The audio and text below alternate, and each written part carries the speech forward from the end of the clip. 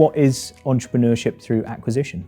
Well, Entrepreneurship Through Acquisition is an entrepreneur deciding to buy a business rather than the more usual route of setting up one from scratch.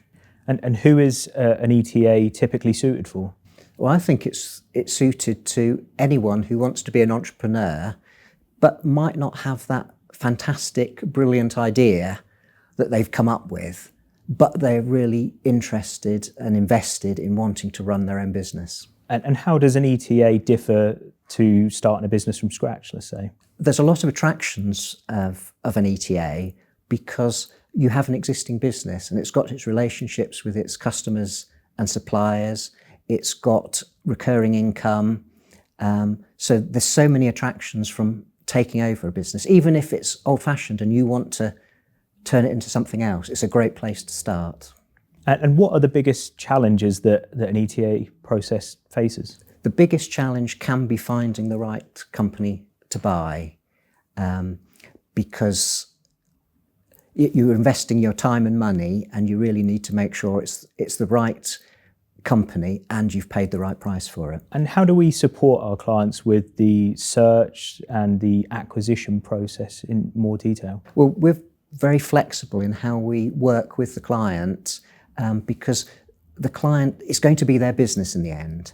So we fit in and do the bits of help that they need to make the transaction happen, and that ranges from helping them find the business, assessing what that business is like, and prompting the questions that they need to answer in deciding whether they want to proceed. And then from there, it's putting a deal together, persuading the other side it's a good deal, and then completing. Once you've completed, you should have already had a plan about what you're going to do with it, and we can help with that as well.